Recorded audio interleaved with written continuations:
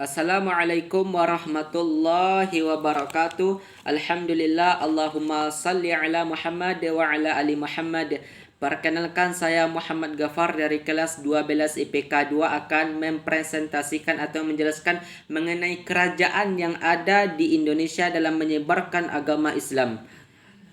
Yang pertama langsung saja, yang pertama itunya Kerajaan Aceh Darussalam. Kerajaan Aceh Darussalam didirikan pada tahun 1514.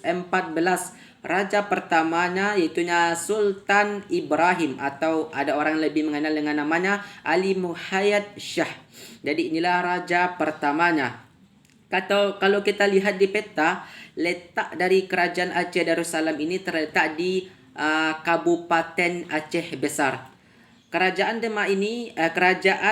Aceh Darussalam ini berdiri sekitar pada abad ke-15 di bawah puing-puing kerajaan Lamuri dengan Raja Muzaffar Shah. Jadi Raja Muzaffar Shah ini memiliki peran yang besar dalam membangun kota Aceh Darussalam. Adapun masa keemasan dari kerajaan Aceh Darussalam ini itu pada masa Sultan Iskandar Muda. Selanjutnya, kalau kita lihat dalam sejarah, jadi kerajaan Aceh ini pernah melakukan hubungan diplomasi dengan orang Arab. Maka dikenallah negeri Aceh ini dengan sebutan Serambi Mekah. Itulah asal usul dari sebutan Serambi Mekah. Adapun yang terakhir itunya bagi teman-teman atau yang pernah mengunjungi Aceh, pernah berkunjung ke Masjid Baitur Rahman khususnya, itu merupakan salah satu peninggalan dari kerajaan Aceh Darussalam. Ini yang pertama. Yang kedua itunya Kerajaan Demak. Kerajaan Demak ini didirikan oleh Raden Fatah. Tetapi kalau kita lihat dalam sejarah, ada pihak lain yang ikut andil dalam mendirikan kerajaan tersebut. Salah satu dari seorang wali songo itunya Sunan Ampel. Kenapa? Karena Sunan Ampel ini adalah gurunya, sedangkan Raden Fatah ini muridnya yang memberikan mandat yang menjadi raja dari Demak ini itunya gurunya, itunya Sunan Ampel, yang diberikan kepada Raden Fatah sebagai raja pertama dari kerajaan Demak. Dulunya kalau kerajaan Demak ini bukan Demak tetapi Bintoro. Nama itu diberikan oleh Raja Majapahit.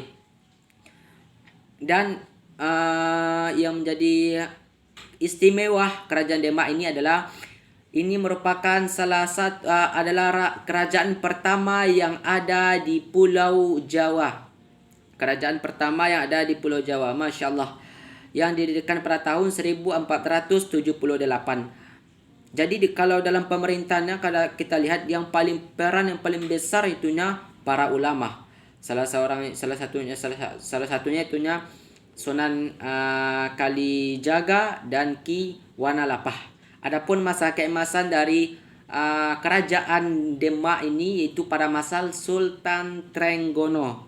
Ini yang kedua. Yang ketiga yaitunya adalah kerajaan Cirebon. Masya Allah. Kesultanan Cirebon ini kalau kita lihat dalam sejarah adalah kerajaan pertama yang ada di Jawa Barat. Ingat, di Jawa Barat, bukan di Jawa. Yang didirikan oleh salah seorang wali songo, itunya Sunan Gunung Jati.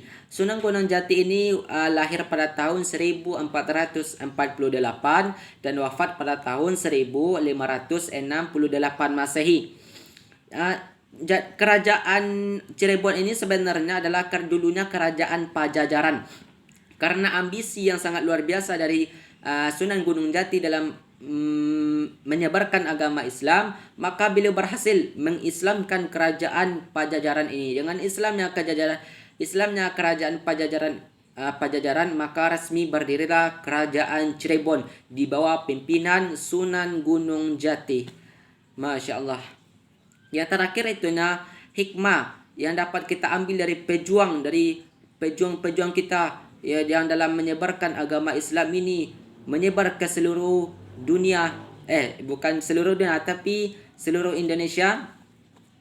Yang pertama itunya kita dapat meneladani mereka, bagaimana semangat mereka, perjuangan mereka yang sangat besar dalam menyebarkan agama Islam di Indonesia ini. Bahkan Indonesia ini merupakan salah satu negara yang paling banyak menganut agama Islam. Masya Allah.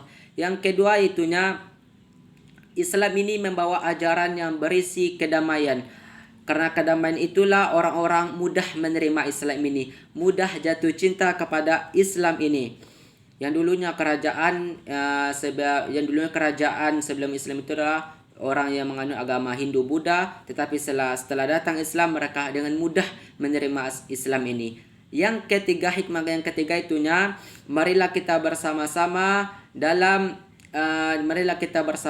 menyebarkan agama Islam ini dengan berbagai potensi yang kita miliki dan keadaan sekarang dan fasilitas yang ada pada saat sekarang ini, salah satunya teknologi. Maka kita gunakanlah teknologi ini dengan sebaik mungkin dalam menyebarkan agama Islam di seluruh Indonesia. Bukan hanya di seluruh Indonesia, tetapi seluruh dunia. Masya Allah. Mungkin sekian dari presentasi ini. Mudah-mudahan ada manfaatnya dapat kita ambil. Maka sekian saya ucapkan. Assalamualaikum warahmatullahi wabarakatuh. Masya Allah.